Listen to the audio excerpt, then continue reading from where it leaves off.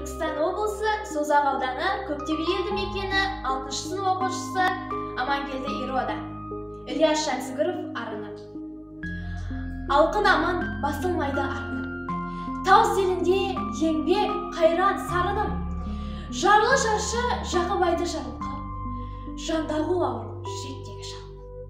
Егер салсам, қос өкпеден тепкіні, елең емес, тау жоқпары тек ұры.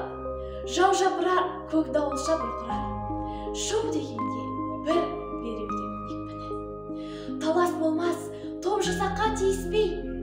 Семсер ұрап, ақ найзаны үзіспей. Бет аузым шаң, қан жарым қан айырылып. Ұмсындырып, жау сұлуына су ішпей.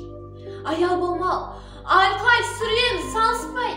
Қашқан жауда ат бауырына алыспай. Қан сусаған болып сүргім ашылмас. Шұрқылдай